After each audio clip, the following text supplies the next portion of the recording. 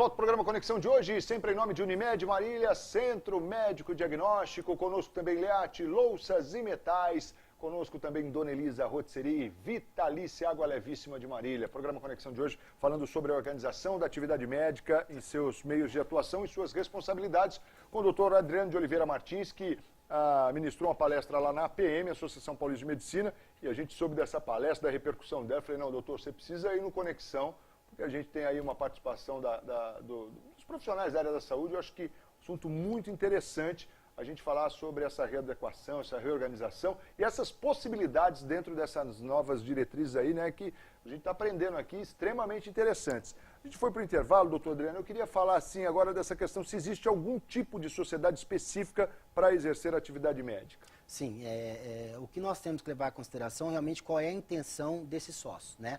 Porque são dois tipos de sociedades mais utilizados no ordenamento jurídico brasileiro, que é a sociedade limitada e a sociedade simples. Porém, a sociedade limitada, geralmente ela é constituída para quem é sócio e não sócio. É muito utilizada para a constituição do hospital. O hospital, geralmente, ele utiliza a sociedade limitada, por quê? Porque tem sócios que não são médicos no quadro societário. Então, é muito utilizada para hospitais e grandes laboratórios e assim por diante, né? Mas a sociedade simples, ela é a mais indicada e a mais utilizada, tá? A sociedade simples, se nós pegarmos aqui em Marília e região, todas as clínicas, laboratórios e a maioria dos consultórios são todos constituídos através da sociedade simples. Porém, a sociedade simples, ela somente pode ser constituída por quem for exercer atividade intelectual da medicina. Ou seja, somente por médicos. Não pode ser constituído por quem não seja médico. A sociedade simples? Sim, sociedade simples. São as mais utilizadas. Mas aí nós temos uma nova inovação no ordenamento jurídico brasileiro. E é uma pena que todos os contadores não estão atentos com isso. Porque a sociedade simples, ela pode ser pura e ela pode ser limitada. E a sociedade simples limitada, se eu adotar essa forma chamada sociedade simples limitada, eu vou conseguir fazer a blindagem do meu patrimônio pessoal, o que nós falamos no bloco anterior.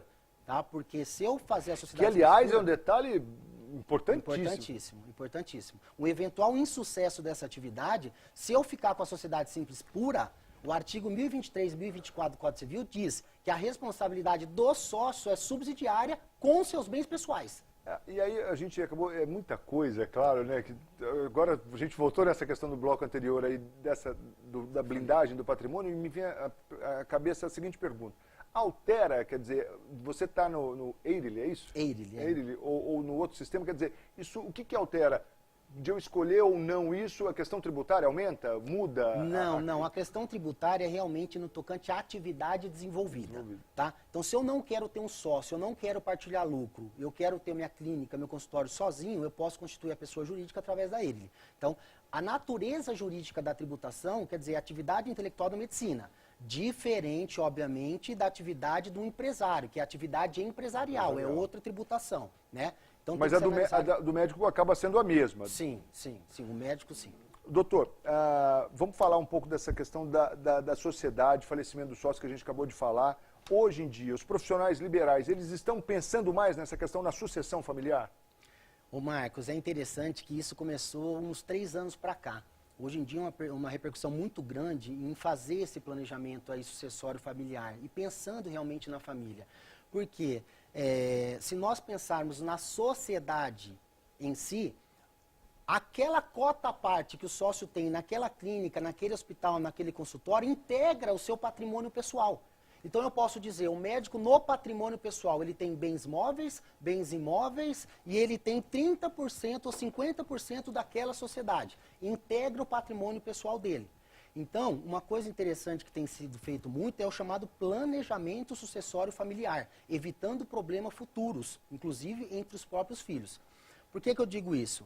Enquanto o pai detém o patrimônio pessoal, não vai haver nenhuma divergência entre filhos, nada, porque ele está detendo, ou entre o pai. Quando o pai ou a mãe está detendo o patrimônio, está com ele o patrimônio, sob o controle dele, não vai ter uma divergência nenhuma sobre os filhos, está tranquilo, o controle é dele. Porém, o problema é quando ele vem a falecer. Quando esse pai, quando essa mãe vem a falecer, o patrimônio automaticamente vai para o inventário. E o inventário, ele é muito demoroso, muito custoso, além de causar aí, dependendo da intenção dos filhos, causar uma briga entre os filhos. O inventário hoje em dia, dependendo da complexidade dos bens e da intenção dos filhos, pode demorar coisa de 10 a 20 anos. É muito tempo.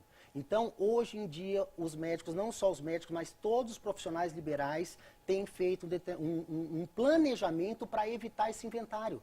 Eu quero evitar conflito entre meus filhos futuramente, eu quero inventar um inventário demorado através de um planejamento, que pode ser feito através de uma holding, que pode ser feito através de um testamento ou através de doações. Depende da forma, a manifestação de vontade desse pai e dessa mãe, mas já evitando problemas futuros até mesmo com os filhos. Aliás, até dando uma sequência nessa linha aí, hoje a gente ouve falar muito, em virtude dessa concorrência que há entre os profissionais liberais também, que eles estariam fazendo, inclusive, fazendo com que os médicos hoje se organizassem como empresários. Isso procede? É verdade, Marcos, é verdade. O que acontece? Principalmente para os recém-formados, né? Você vê hoje em dia os empresários, para sobreviver nessa concorrência, eles têm que fazer o quê? Eles têm que ser empreendedor, não mero empresário. Eles têm que inovar, eles têm que criar alternativas diferentes. Por quê? Porque senão a concorrência vai acabar engolindo eles, entre aspas, né?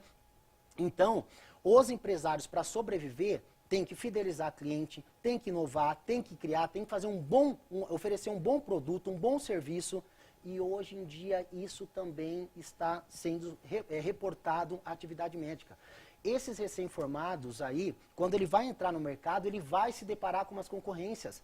Ele vai deparar com consultórios, que é a concorrência clínica, concorrência laboratório, que é a concorrência.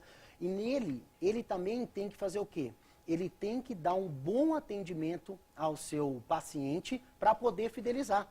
Eu até brinco com alguns clientes, nossos, que hoje em dia os pacientes têm que ser tratados como cliente. Cliente é aquele que escolhe o profissional, que escolhe a empresa. Então, se ele tratar bem, se ele fazer um serviço de qualidade, ele vai fidelizar o seu paciente. E hoje em dia, a arma de marketing do médico continua sendo boca a boca.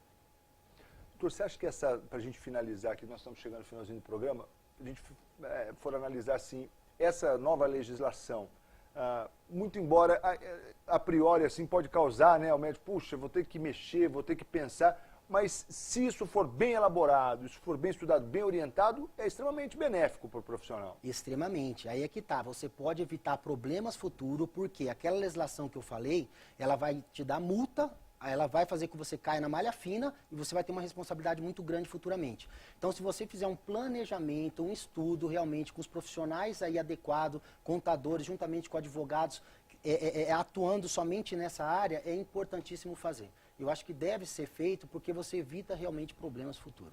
Doutor, eu quero te agradecer muito pela presença aqui, foi uma honra recebê-lo. Obrigado mesmo por atender o nosso convite. Eu acho que foi extremamente elucidativo para o nosso telespectador, em especial para o pessoal da área da saúde aí, essa informação assim que é extremamente atual. Muito obrigado. Eu que agradeço, Marcos, me coloco à disposição sempre do programa Conexão, que sempre eu assisto também. Bacana. Muito obrigado. Muito nos honra. Obrigado, doutor Adriano de Oliveira Martins, que é sócio fundador do AON, Assessoria e Consultoria Jurídica, professor do Univem, conosco aqui no programa Conexão de hoje, falando sobre os benefícios e a reorganização da atividade médica de acordo com as novas legislações. Se você ligou o televisor agora, perdeu um programa excepcional, mas você pode acompanhar a reprise nesta quarta-feira, às 8 da manhã. O Conexão fica por aqui. Nós estaremos de volta amanhã com mais um tema, sempre em nome de Unimed Marília, Centro Médico Diagnóstico, Leate Louças e Metais, Dona Elisa Rotisserie e também Vitalícia, a água levíssima de Marília. É a água única adicionada de sais. O Conexão está de volta amanhã. Fiquem com Deus, uma ótima noite e até a próxima. Tchau.